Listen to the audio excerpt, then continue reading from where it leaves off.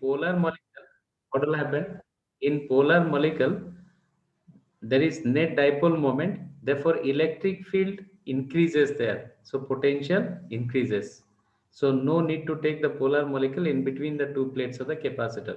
However, what if you're taking non-polar molecules, the electric field goes on decreasing, and that is known as reduced electric field. देखे थे, अगर non polar molecule में plate के अंदर ले लिया, देखो ये टू पैरेलल प्लेट्स है, टू पैरेलल प्लेट्स है, नॉन पोलर मॉलिक्यूल ले लिया, ये प्लस है, ये प्लस है, ये माइनस है, and external electric field, d is the distance between the two plates, and E0 is the external electric field.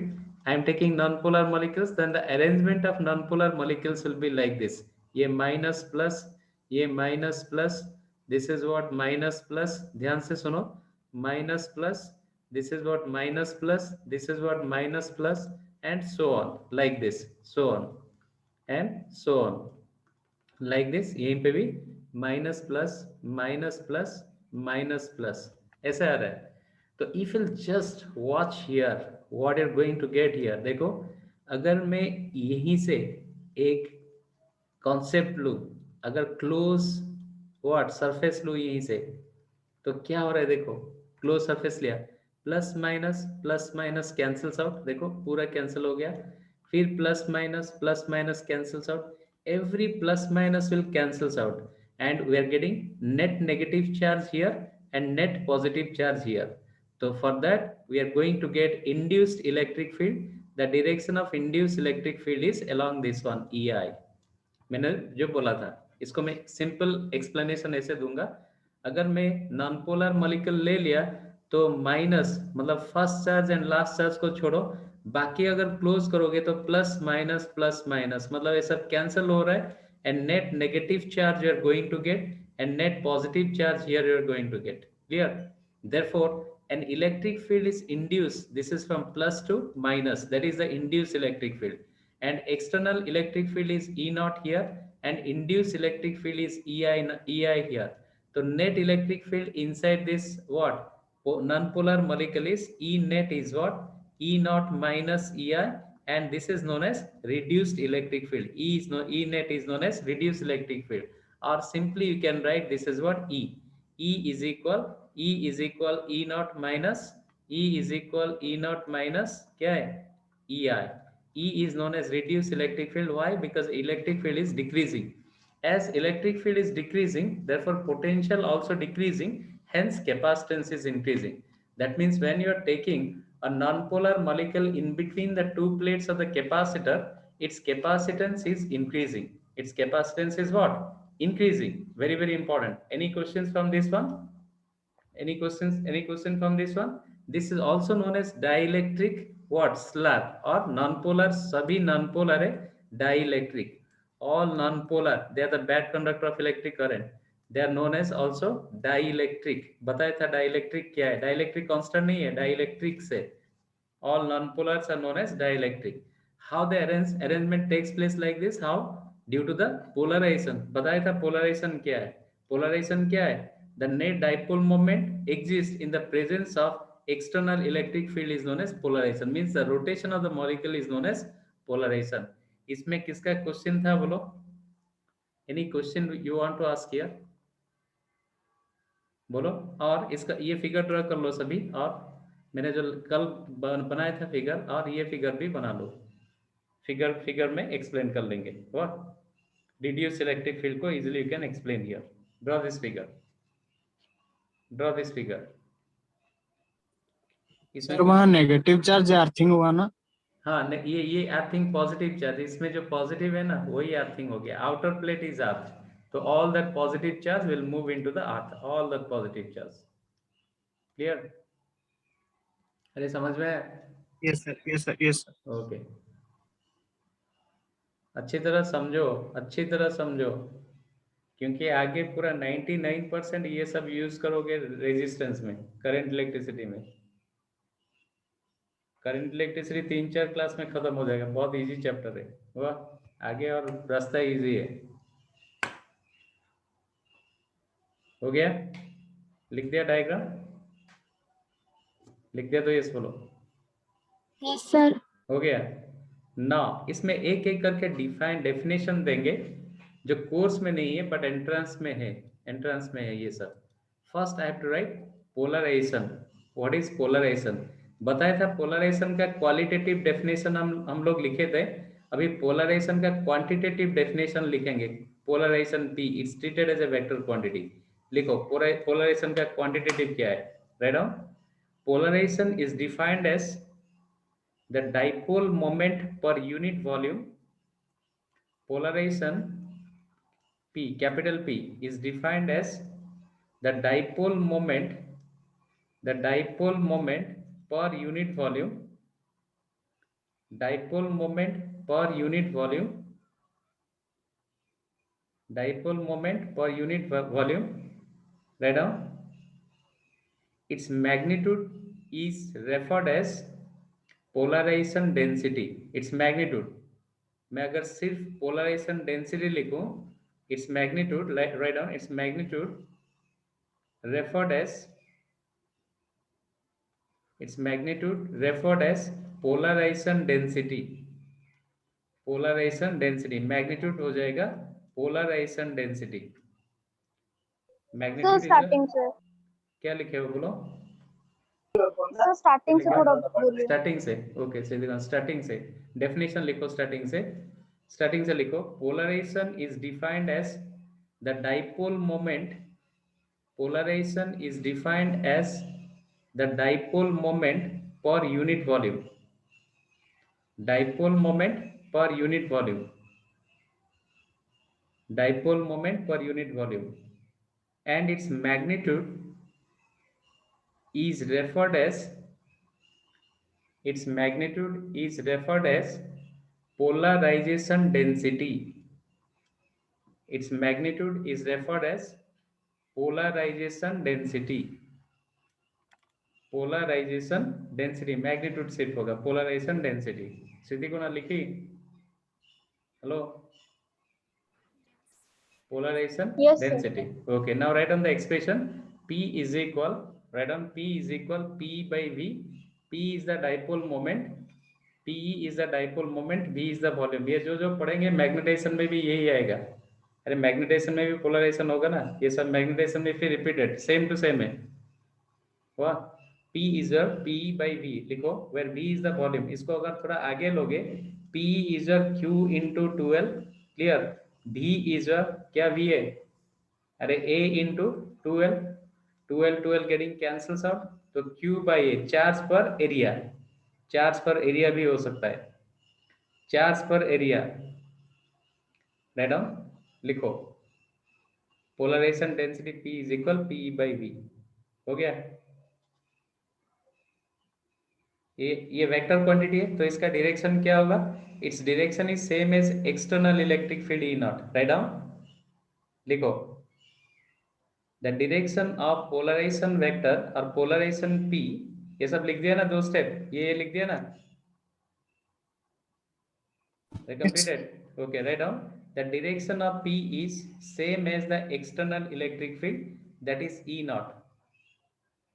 The direction is same as the external electric field E naught.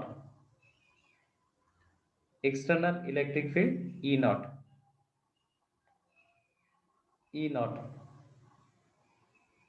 हो गया? Now note में लिखेंगे, right down in note, right down in note.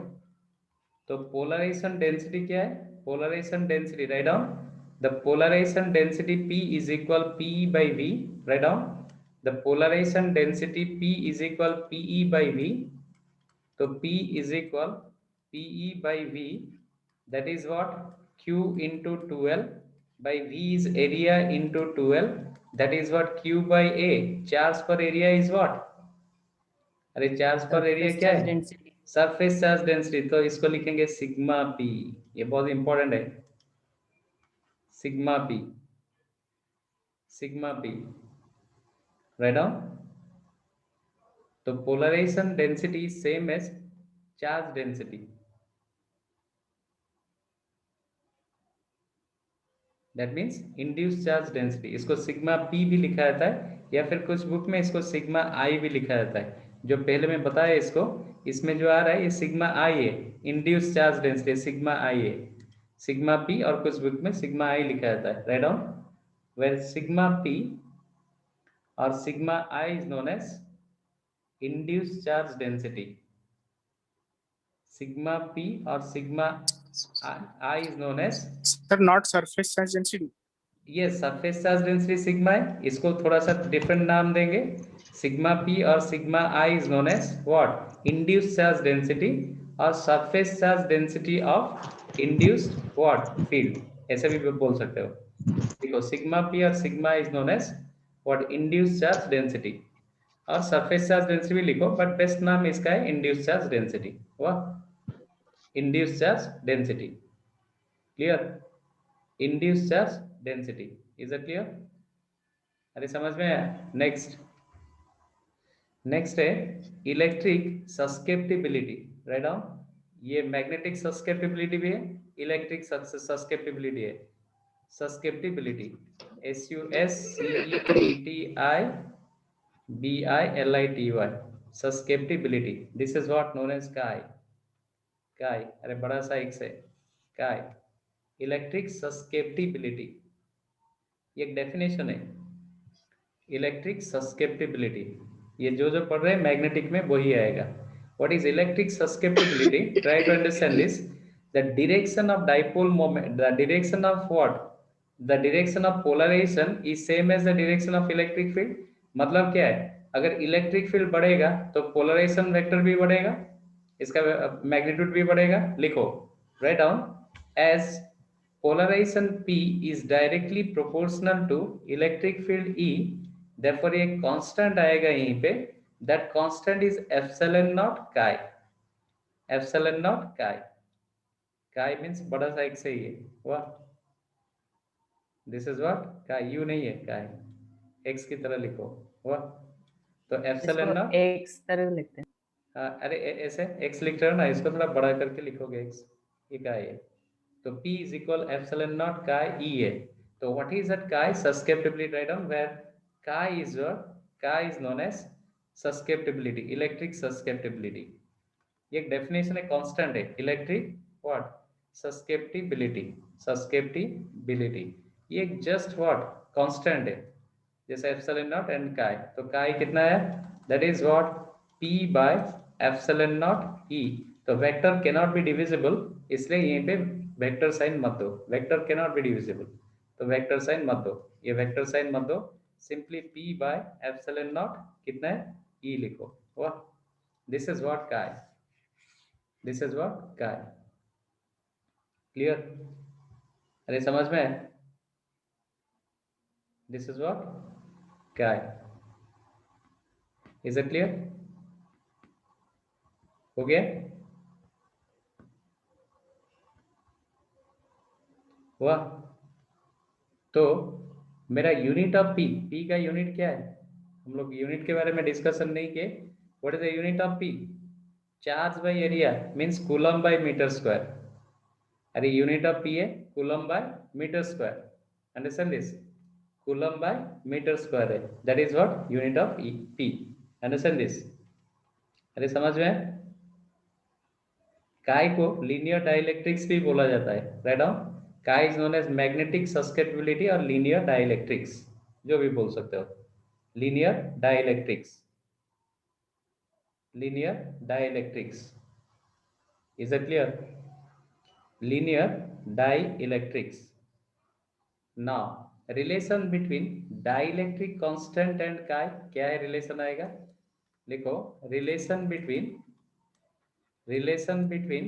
dielectric constant and chi, क्या आएगा relation, K is the dielectric constant, लिखो, relation between dielectric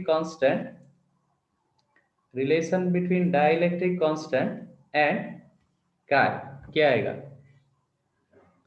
dielectric constant and chi, ये dielectric constant है, लिखो, when a, write down, when a nonpolar molecule or dielectric is placed, write down, when a nonpolar molecule or dielectric is placed inside electric field, inside electric field, then the net electric field is given by E is equal E0 minus EI. E is equal sir थोड़ा E0. Starting से देखो when a non-polar molecule or dielectric is placed, when a non-polar molecule or dielectric is placed inside electric field,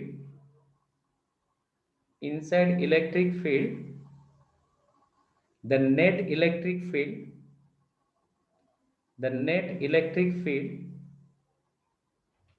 in the dielectric is given by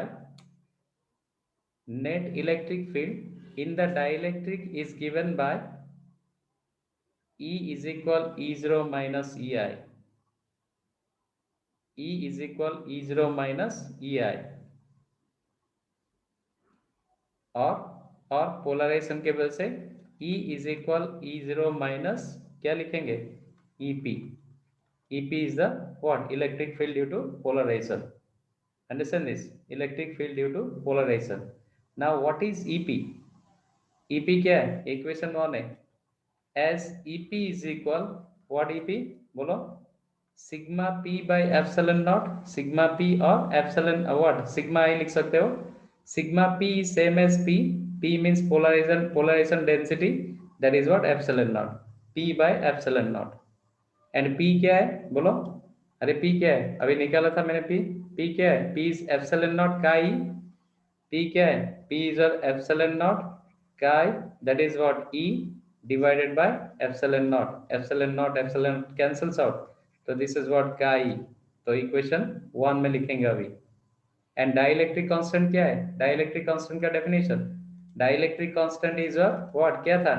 F0 by F था और this is what? E0 by E हो जाएगा. तो this implies my E0 is what? E0 is equal how much?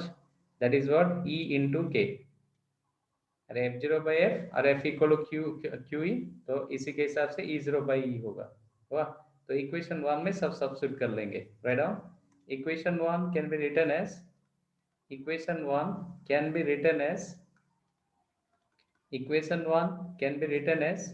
E is equal E0 minus EP.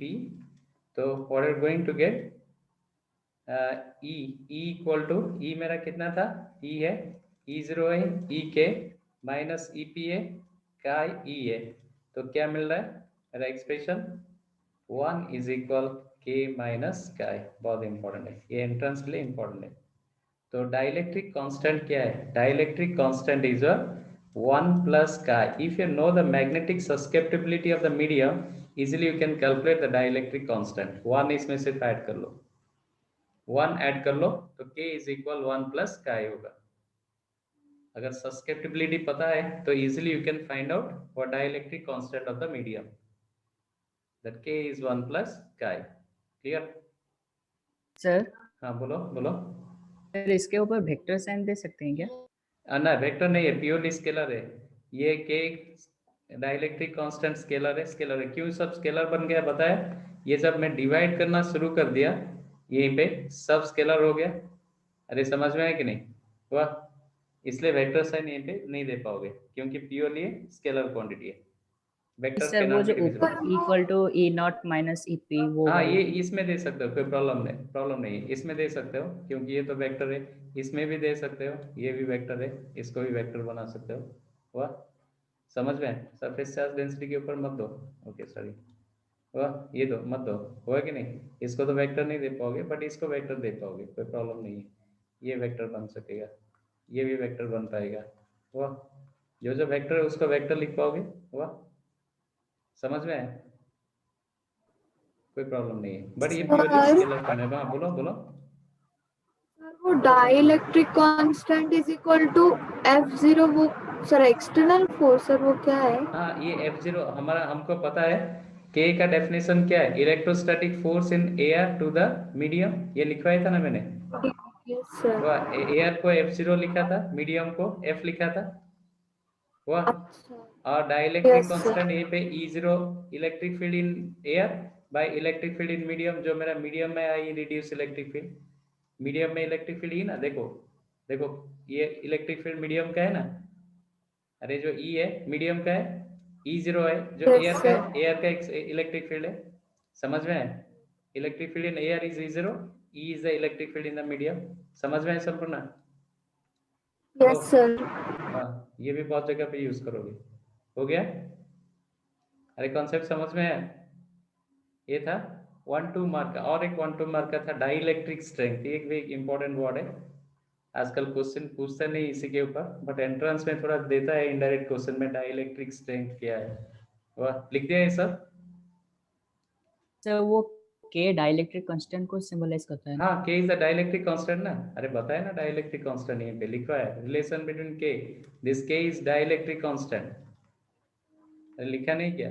Dielectric constant लिखो, सब symbol सब लिखो, symbol को वैसे सिंबल में रहने मत दो, लिखो वो क्या है, नहीं तो फंसोगे पढ़ने के टाइम में, क्योंकि के बहुत कुछ है, बहुत जगह पे डिफरेंट नेम है, तो यहाँ पे डाइलेक्ट्रिक कांस्टेंट है, हुआ? हो गया? आगे बढ़े?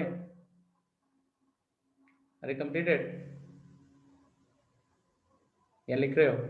लिख दिए तो ये इसको लो, सर सर थोड़ा लिख लें। हाँ लिखो लिखो है, लिखो, ये सब बहुत इंपॉर्टेंट है, हुआ?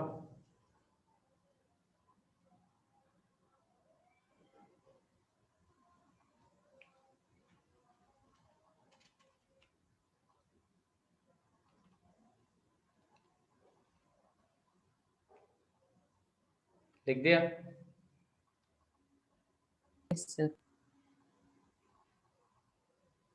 हो गया ना? नेक्स्ट लिख दिए सभी? Okay, next next next word is what? Dielectric strength. इसके ऊपर काफी कुछ क्वेश्चन बोर्ड पूछ रहा था, आजकल तो बोर्ड होता ही नहीं है, बट लास्ट 4 इयर्स भी ये पूछा नहीं है, बट इंपॉर्टेंट है। डाइलेक्ट्रिक स्ट्रेंथ क्या है? डाइलेक्ट्रिक स्ट्रेंथ, इसको भी समझने के लिए कोशिश करो। डाइलेक्ट्रिक स्ट्रेंथ क्या है? I am taking non polar molecule. Non polar molecule मतलब क्या है? पॉजिटिव चार्ज जहां पे होगा, नेगेटिव चार्ज वहीं पे होगा। मैं थोड़ा नीचे दिखा रहा हूँ negative charge, actually negative charge यहीं पे है, बट इसको मैं थोड़ा नीचे दिखा रहा हूँ समझने के लिए। वाह, ये है non polar molecule. Non polar molecule को थोड़ा सा इलेक्ट्रिक फील्ड में दूंगा यहीं पे। If I am just giving little electric field, ये पॉजिटिव है, यहीं पे नेगेटिव है, तो चार्ज सेपरेशन अकर्स, मतलब नेगेटिव चार्ज यहीं पे आएगा, पॉजिटिव यहीं पे आएगा, मतलब ये परफेक्ट स्फीयर अभी क्या होगा, थोड़ा सा ऐसे हो जाएगा, means negative here positive here. Try to understand this. फिर इसका स्ट्रेंथ तो मैं बढ़ाऊंगा, फिर इलेक्ट्रिक फील्ड स्ट्रेंथ में बढ़ा रहा हूं, देखो on increasing electric field strength the distance between negative and positive also increases. तो कहां तक इंक्रीज होगा? और थोड़ा इंक्रीज होगा, क्योंकि चार्ज सेपरेशन अकर्स, थोड़ा सा और बढ़ेगा, माइनस प्लस। अगर यहीं पे और ज्यादा इलेक्ट्रिक फील्ड दूंगा तो charge separation still then increases, और थोड़ा बढ़ेगा, चार्ज सेपरेशन ऐसे होगा, पूरा पतला सा मिलेगा ऐसे, माइनस प्लस। इससे मैं और इलेक्ट्रिक फील्ड बढ़ाऊंगा तो what will happen? Completely breaking off charge occurs, minus and plus totally breaking हो जाएगा यहीं पे, इस पॉइंट में। समझ में आ रहा है? नाउ नॉन पोलर जो था, non polar is the bad conductor of electric current था, अभी यहीं पे क्या हो गया? ये बैड कंडक्टर होगा क्या? और क्योंकि negative positive charge separation occurs, now it contains your charges, therefore no more this is what bad conductor of electric current, now it is converting into a good conductor. Understand this और not? समझ में आ रहा है? जैसे जैसे मैं non polar molecule को electric field के अंदर बढ़ा रहा हूँ, इलेक्ट्रिक फील्ड बढ़ा रहा हूँ, there is a charge for separation occurs, and at one point you are going to get completely the two charge will separate, and independently this negative and positive charge will be there, and this point is this electric field you are supplying is known as dielectric strength. So what is dielectric strength? The maximum electric field you are giving, the maximum electric field you are giving to a dielectric, clear, so that the charge separation occurs, the charge separation occurs between them, totally separation of charge occurs. This point is known as dielectric strength. अरे ये है dielectric strength. Dielectric strength is nothing but electric field, that is volt per metre. Dielectric strength is volt per metre, वही electric field है, but इसका काम क्या है? It just breaks up the charge in non-polar molecule, and it converts this non-polar molecule into a good what? Into a good conductor. Clear? Because charge separation occurs. This is known as dielectric strength. समझ में dielectric strength क्या है? अरे concept समझ रहे हैं सभी को? या doubt है? Yes, sir. ओके लिखो डाइलेक्ट्रिक स्ट्रेंथ क्या है लिखो the maximum electric field that can exist the maximum electric field that can exist in a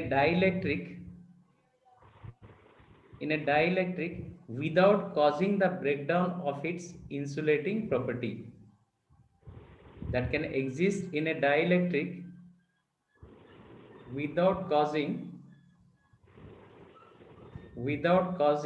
the breakdown of its insulating property is called dielectric strength. Sir, starting से फिर Starting से. से the maximum electric field, write down the maximum electric field that can exist, the maximum electric field that can exist in a dielectric without causing the breakdown of its insulating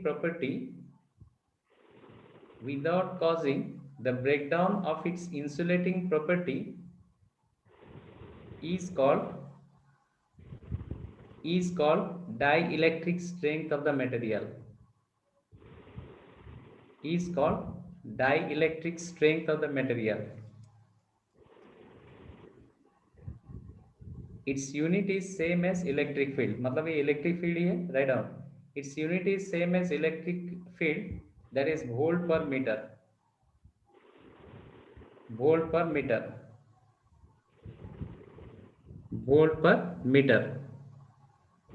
हुआ?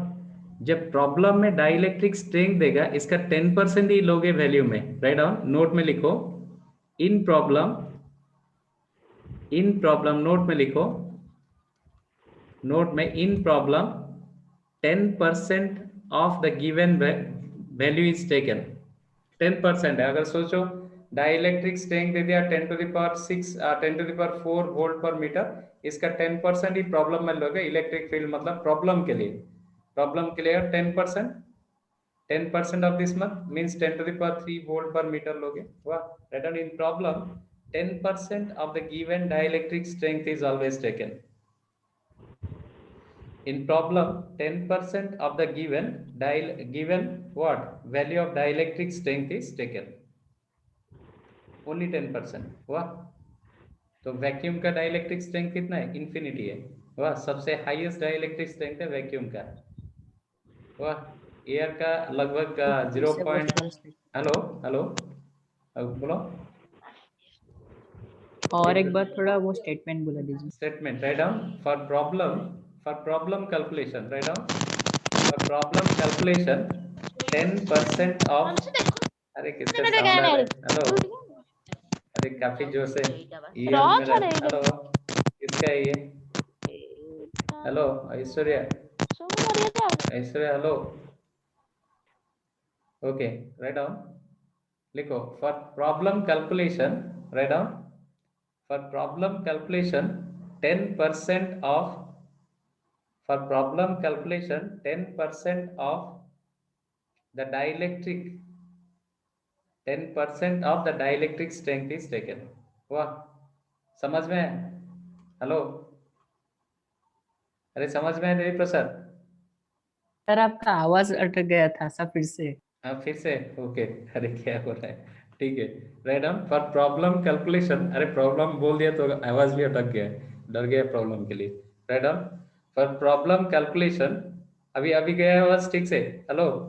Yes sir अभी ठीक है. For problem calculation 10% of the given dielectric strength is used or taken.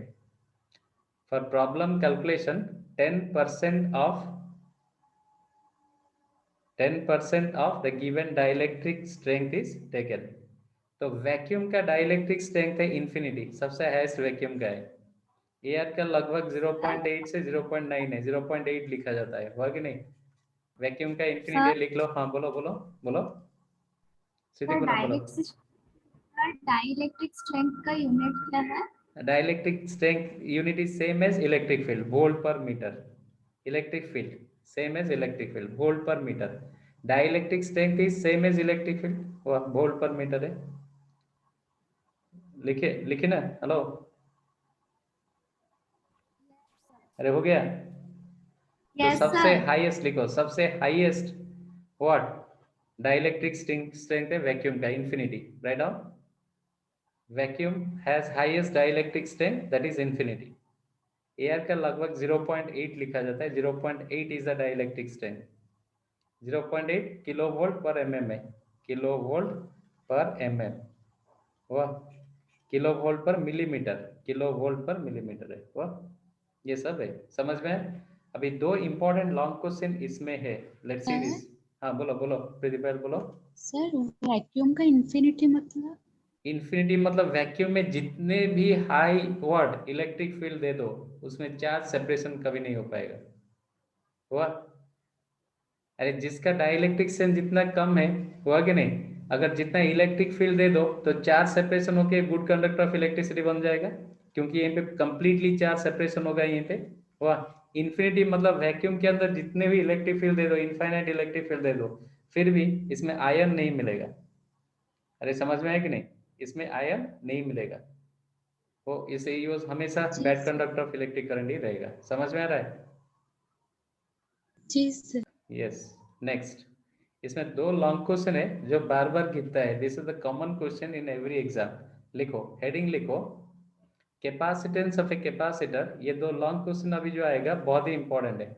वाह, लिखो, capacitor of a capacitor, capacitance of a capacitor, capacitance of a capacitor when a metallic slab, a metallic slab, SLAB slab of thickness T, metallic slab of thickness T is introduced in between the two plates, is introduced in between the two plates। ये 3 marks long question है, frequently asked question है। अभी जो पढ़ाऊंगा, दो set में दो question देता है, तो एक कंपलसरी सेक्शन हो जाता है। इसलिए capacitance of a capacitor when a metallic slab of thickness T is introduced in between the two plates। लिखो, capacitance of a capacitor when a metallic slab is introduced in between the two plates। तो अभी मुझे draw करना है, capacitor को draw करना है। What, पहले मैं एयर ले रहा था कैपेसिटर में, this is what capacitor, and this is what earthing, यहीं पे अर्थिंग में कर रहा था, this is what earthing is done.